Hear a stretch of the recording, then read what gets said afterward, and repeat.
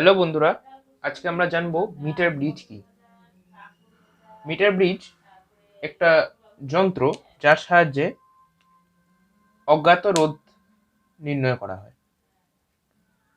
ঠিক আছে, তো মিটার ব্রিজ প্র্যাকটিক্যালে তোমরা করবে, আমাদের সময় ছিল প্র্যাকটিক্যালে। তো এরকম একটা যন্ত্র থাকবে, তোমরা যেমন দেখতে পাচ্ছ স্ক্রিনে, বোর্ডে দেখতে পাচ্ছ যেমন। তো মূলত মিটার ব্রিজ কাজ করে হুইস্টন ব্রিজের নীতি অনুযায়ী। হুইস্টন ব্রিজ কি? হুইস্টন ব্রিজ হুইস্টন ব্রিজ তোমরা জানো, আগের লেকচার দেখে নেবে।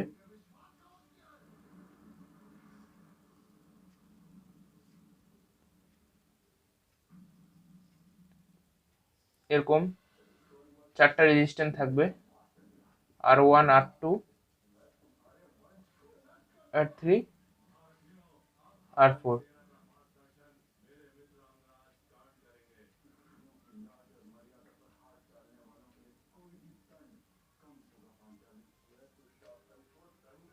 এটা হলো galvanometer. R1, R2, R3, R4 চারটা রোধ। আর আইজি যখন 0 হয় তখন কি হয়? R1/R2 equal to R1/R3 equal to R2/R4 যখন আইজি 0 হয়। ঠিক আছে, এটা হলো হুইস্টন ব্রিজের নীতি।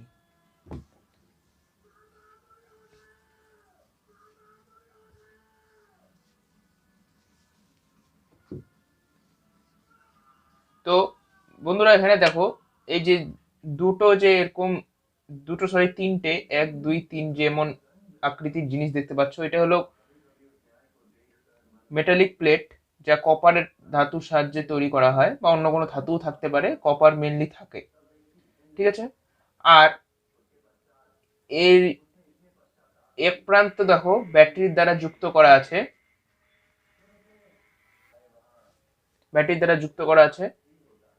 এটা ব্যাটারি, এই প্রান্ত, আর এটা হলো কি, অর্থাৎ চাবি। এটা যুক্ত করলে কারেন্ট ফ্লো হবে। এটা ওপেন আছে এখন। ঠিক আছে, এটা তোমরা এখান থেকেও লাগাতে পারো, বইয়ে কিন্তু দেওয়া থাকবে অনেক সময় এখান থেকে এই বরাবর এইভাবে দেওয়া থাকবে এরকম, কিন্তু উপরেও দেওয়া যায়। তো এখন দেখো, এখানে দেখো, এটা হলো কি ব্যাটারি, এটা ক্লিয়ার। আর এই জায়গাটায় যে রেজিস্ট্যান্স আছে, এটাকে আমরা বলি আননোন রেজিস্ট্যান্স, যেটা আমাদের জানা নেই, এটা বের করতে হবে।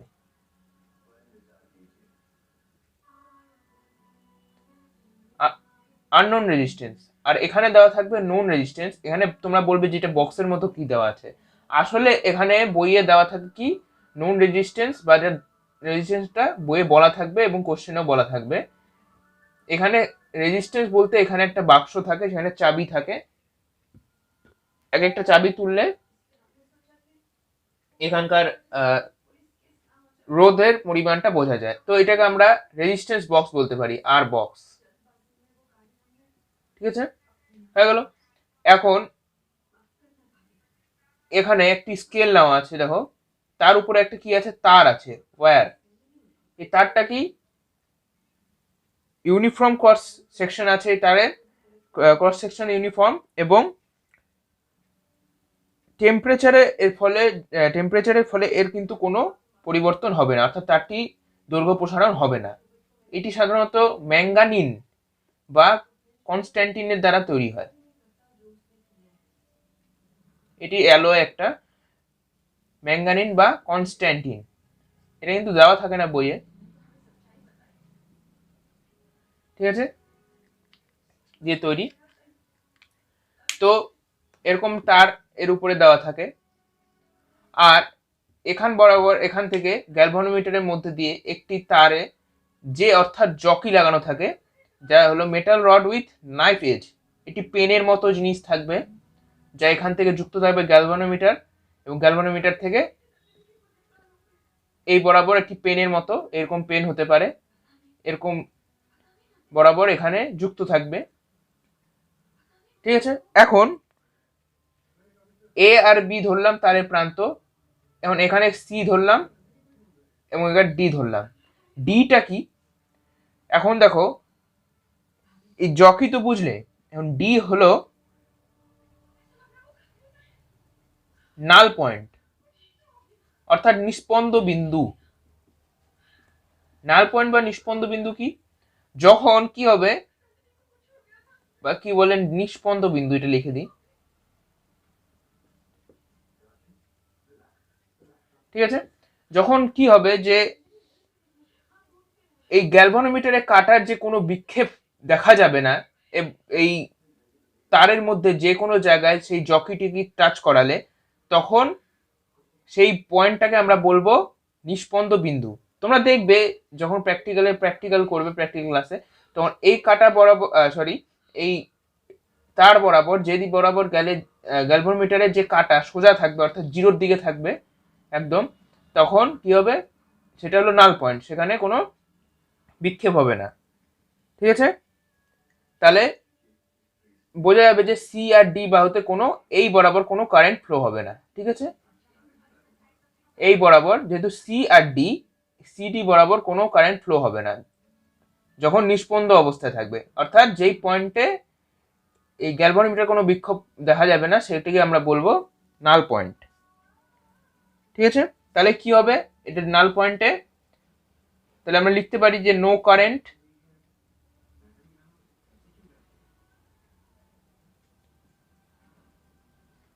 ইন ব্রাঞ্চ সিডি, ঠিক আছে, কারণ গ্যালভানোমিটারের সঙ্গে যুক্ত যে এই বরাবর কোনো কারেন্ট ফ্লো হবে না, ঠিক আছে। এখন যে রেজিস্ট্যান্সটা আমরা বার করব অর্থাৎ আননোন রেজিস্ট্যান্স আর, সেটি কিভাবে আসবে, সেটি পার ইউনিট লেন্থে আসবে অর্থাৎ ওহম পার সেন্টিমিটারে। কেন, এই একক দৈর্ঘ্যের রোধ, ঠিক আছে, এইভাবে আসবে, কারণ এটি একটি দৈর্ঘ্য আসে নিশ্চয়ই, সেই দৈর্ঘ্য বরাবর এইটুকের যত রেজিস্ট্যান্স হবে সেটা আমরা বের করব, তো ওহম পার সেন্টিমিটার তার একক হবে, একক দৈর্ঘ্যের রোধ, যেটাকে আমরা বলি resistance per unit length of wire, অর্থাৎ তারের একক দৈর্ঘ্যের রোধ। এখন তোমরা বলবে যে স্কেলটার কি, কেন একে মিটার ব্রিজ বলা হয়, এটা মিটার স্কেল, একটা মিটার স্কেল আছে এই বরাবর, এই জন্য মিটার ব্রিজ বলা হয়, মিটার স্কেল আছে, আর এর দৈর্ঘ্য প্রায় 1 মিটার বা 100 সেন্টিমিটার হয়, 1 মিটার যেটাকে 100 সেন্টিমিটার বলা হয়, এর মধ্যে হবে, ঠিক আছে। তো এর একটা বাহুকে এল, যেখানে জকি টাচ হয়েছে, দেখো এই যে জকি, এই যে জকি এখানে টাচ হয়েছে এই বরাবর এল, এবং যেখানে জকি বাদ দিয়ে, তাহলে কত হবে দৈর্ঘ্য 100 মাইনাস এল, 100 সেন্টিমিটারের মধ্যে ধরলাম, ঠিক আছে, 100 সেন্টিমিটার মধ্যে, তাহলে এল 100 মাইনাস এল, ঠিক আছে। এখন আমরা যদি টোটাল জিনিসটাকে লিখি একটু ভালো করে, তো দেখবে তোমরা,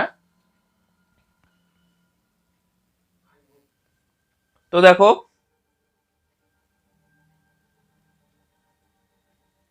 এরকম দেখাচ্ছে কিনা, তুমি খালি বলবে এইভাবে।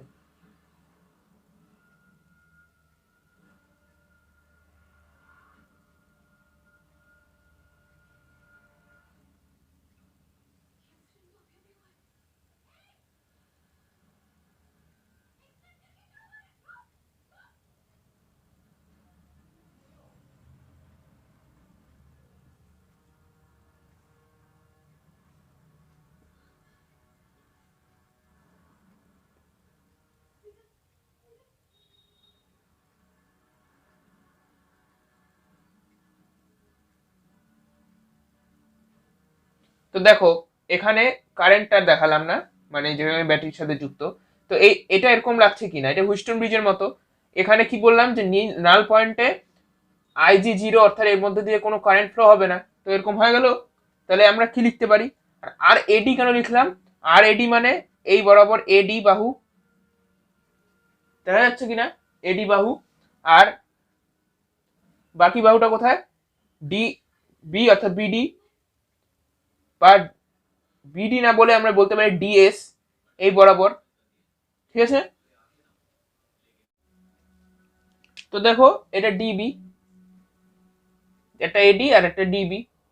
এখন তো আমরা লিখি কিভাবে, যদি হুইস্টন ব্রিজের নীতি অনুযায়ী যদি আইজি 0 হয় তাহলে R by R AD equal to হবে এস বাই আর ডিবি। ঠিক আছে, তো আর এডি আর বাই এডি কত, এডি এর রেজিস্ট্যান্সকে আমরা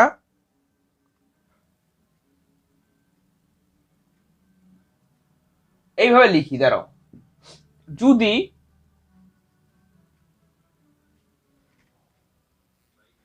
ধরলাম, এটা মুছে দিই, যে if R ohm per centimetre be the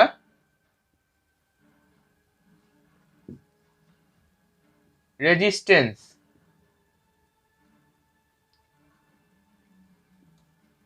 per unit length of wire, যেটা আমি বললাম যে এখানে একক দৈর্ঘ্যের রোধ নির্ণয় করতে হবে। তো আর কে যদি আমরা একক দৈর্ঘ্য ধরি টোটাল ক্ষেত্রে, with the resistance per unit length of wire, একক দৈর্ঘ্যের রোধ হলো আর, তাহলে আর এডি বরাবর মানে এই বাহু বরাবর রোধটাকে আমরা কি লিখতে পারি, স্মল আর ইন্টু এল, যেহেতু আর একক দৈর্ঘ্যের রোধ যার একক হলো ওহম পার সেন্টিমিটার, তেমনি আর ডিএস অর্থাৎ এইটুক বাহুর জন্য রোধ কি হবে, আর ইন্টু 100 মাইনাস এল। ঠিক আছে, এটা লিখতে পারি। তাহলে এবার দেখো আর আর আর ক্যান্সেল আউট হলো। ঠিক আছে, তাহলে আর এর মান বের করতে হবে, তো এস এল, ঠিক আছে,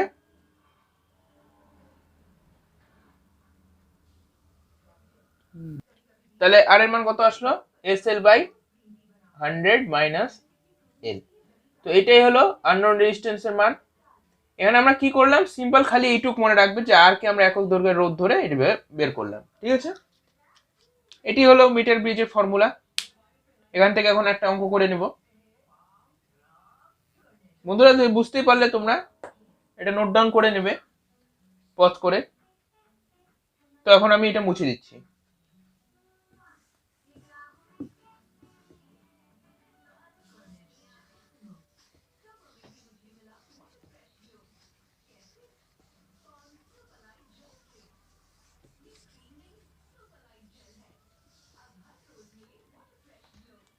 তো একটা কোশ্চেন,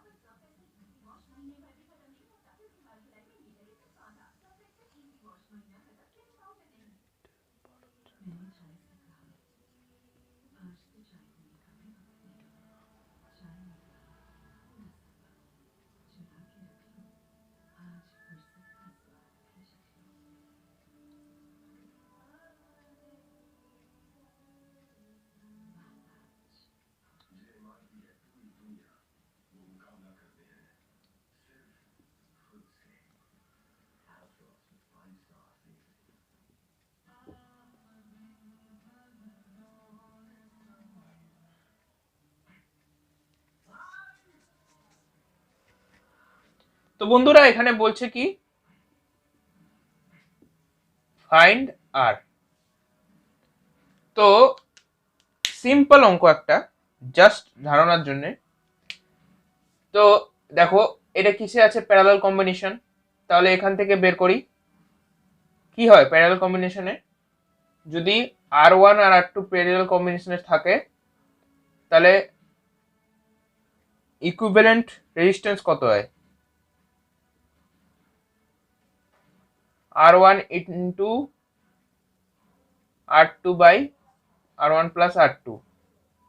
তো এখানে কত, 2 into 4 by 2 plus 4, that means 8 by 6, 2 by 3, ঠিক আছে, 2 by 3। তাহলে মিটার ব্রিজের ফর্মুলা অনুযায়ী কি, R by S is equal to 100 minus L, এটাই তো। তাহলে R equal to কি লিখতে পারি, R by S কত, এই বরাবর বাহু, আর এখানে একটা জিনিস ইনফরমেশন দেওয়া ছিল 40 সেন্টিমিটারে নাল পয়েন্ট পাওয়া গেছে, ঠিক আছে। তো এই বরাবর কত, 40 সেন্টিমিটার, তাহলে এই বরাবর 100 মাইনাস 40 কত, 60 সেন্টিমিটার। আরে ভাই এই বরাবর 40, এই বরাবর 60, আসলে ব্যাপারটা একটু ছোট বড় মনে হচ্ছে, মাপটা তোমরা ক্যালকুলেটিভ ভ্যালুটা নিবে শুধুমাত্র। তো এটা 40, আর এটা এল কত, এল এর মানটা কত, সরি এটা এস এর মানটা কত 2/3, আর এল এর মানটা কত 40 বাই 60,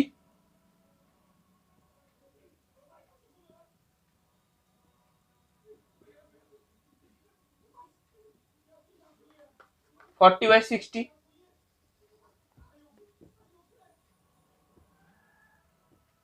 ঠিক আছে। তাহলে 3r/2 ইকুয়াল টু কি, 2/3, তাহলে আর কত আসে 4/9,